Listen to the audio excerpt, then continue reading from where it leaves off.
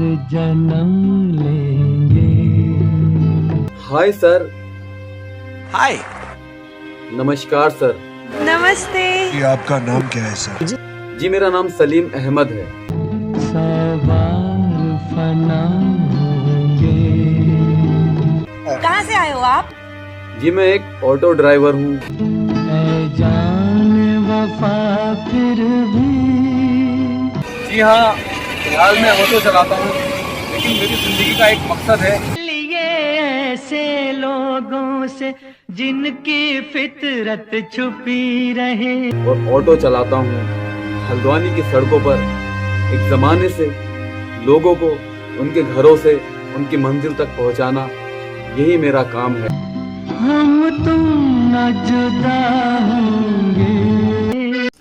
मेरे प्यारे दोस्तों, नमस्कार, आदाब, सत श्री अकाल, सलाम अलैकुम। मैं सलीम अहमद आपका दोस्त। आज मैं बात करता हूँ अपने बारे में।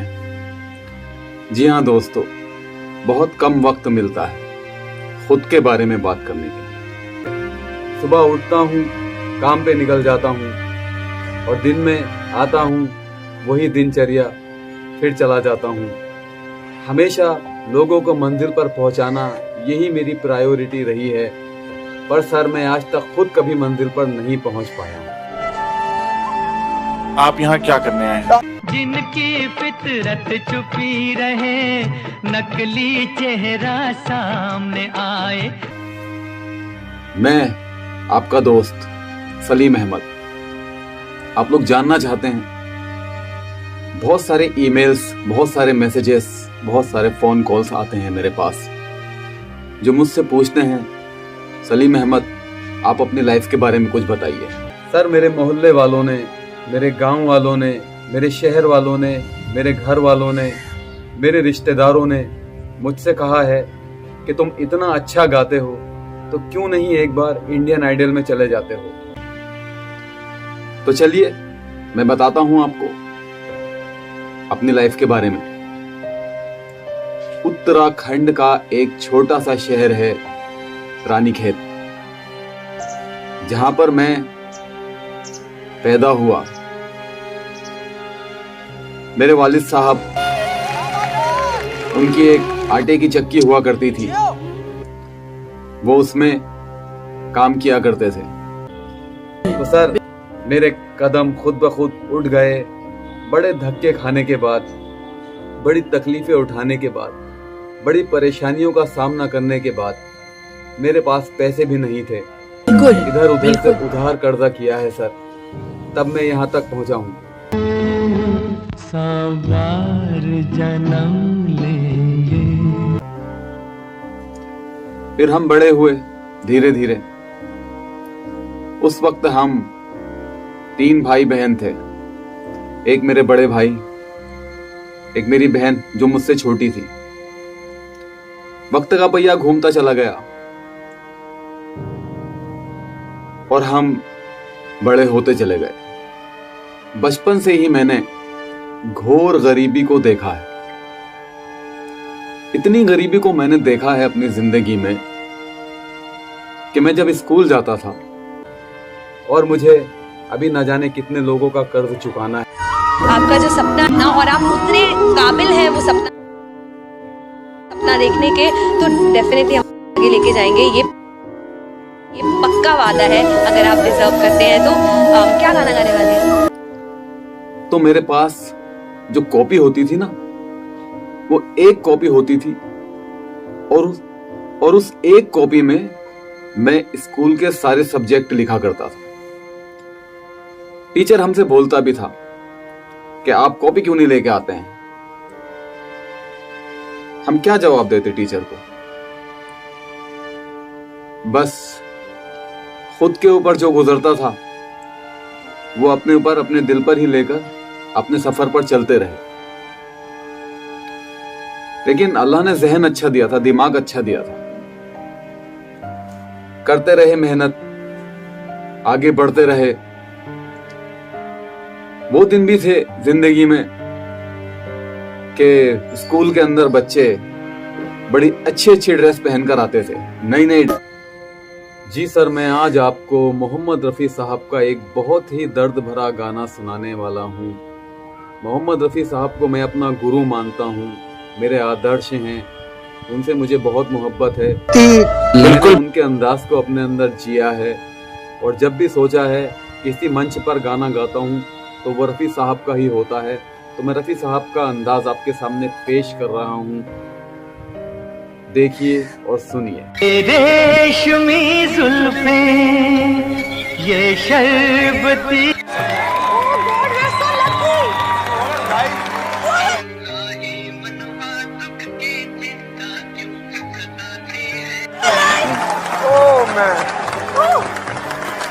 ड्रेस, नए नए कपड़े और हमारे कमीज पर पैबंद लगा होता था, हड्डी होती थी यहाँ से। माँ हमारी उसको सुई धागे से सिल दिया करती थी। आज भी मुझे याद है, बहुत अच्छी तरह से याद है कैसे हम सरवाइव करते।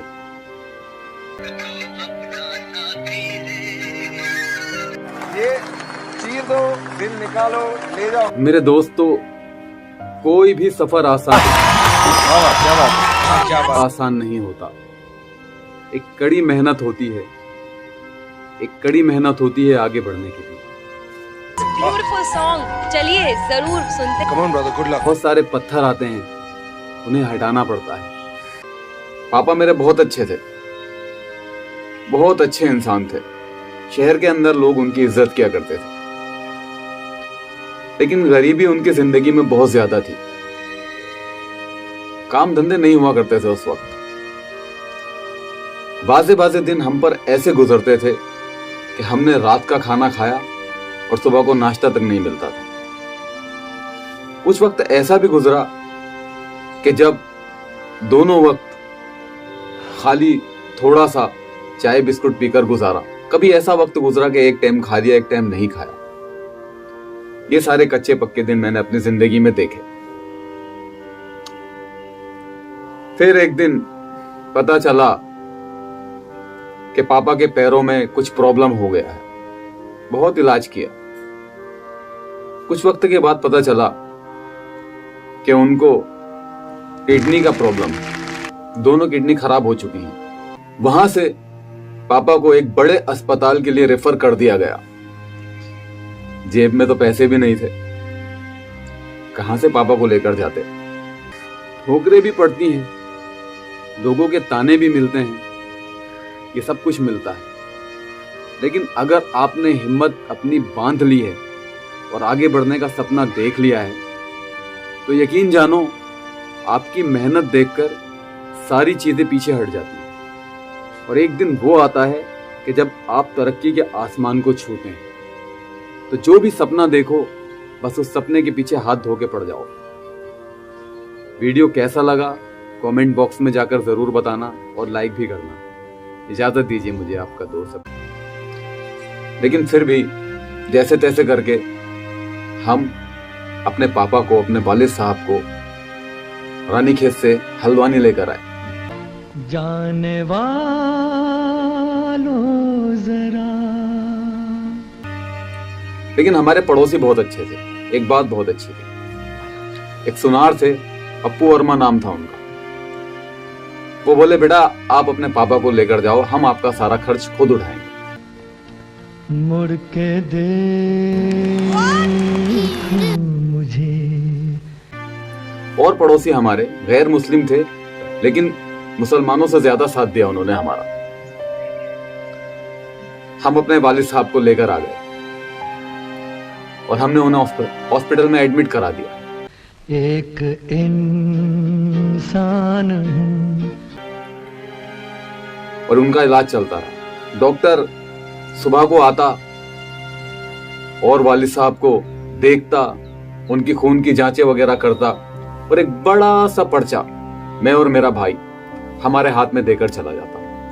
अब हम दोनों भाई एक दूसरे की सूरत देखते कि यार ये दवाई हम कहां से लेकर आए।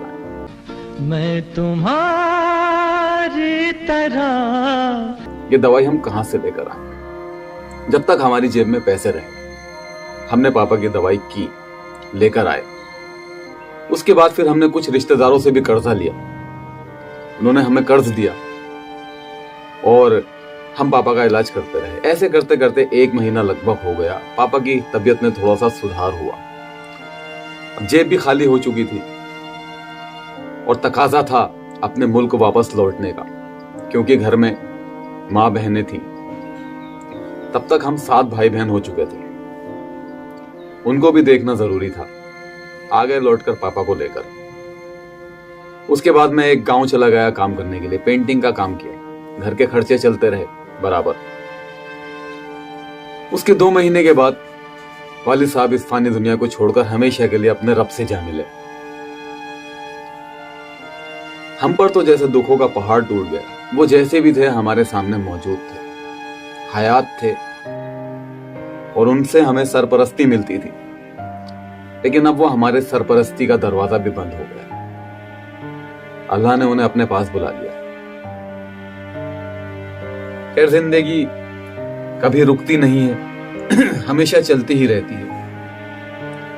हम लोग परेशान हुए, रोए, बहुत याद किया पापा को, बहुत याद किया, लेकिन जाने वाले कभी वापस नहीं आते। वही हुआ, पापा कभी वापस नहीं आए और हम उनका इंतजार करते रह गए।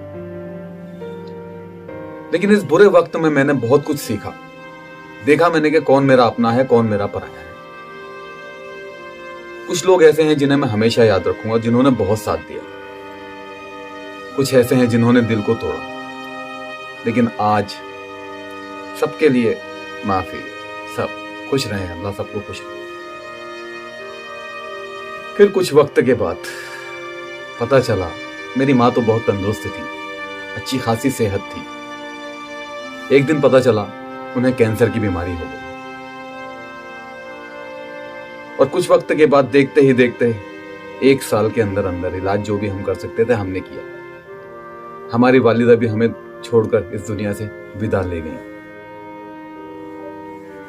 जिंदगी में दिन नहीं बदले थे, कोशिश करते रहे, स्ट्रगल करते रहे, मेहनत करते रहे।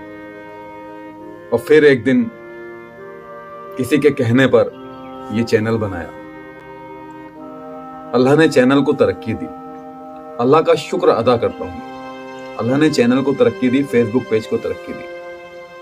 वक्त बदला। जिस सलीम अहमद को कल तक कोई नहीं जानता था, आज लाखों लोग जानते हैं। मेरा फेवरेट सुपरस्टार शाहरुख खान हमेशा से थे, हमेशा हैं, हमेशा ही रहेंगे। मैंने उनसे बहुत कुछ सीखा है। जिस तरह से उन्होंने अपना सफर स्टार्ट किया, परेशानियां उठाई, मुसीबतें उठाई, लेकिन पीछे नहीं हटा वो बंदा। मैं सलीम अहमद भी पीछे कैसे हट सकता? बढ़ता ही रहूंगा, बढ़ता ही रहूंगा, बढ़ता ही रहूंगा, और एक दिन कामयाब जरूर। तो मेरे दोस्तों, ये था मेरा छोटा सा सफर। और अभी जो बातें बाकी रह गई हैं वो फिर किसी दिन किसी वीडियो में आपसे जरूर करेंगे इंशाअल्लाह। अब इजाजत दीजिए।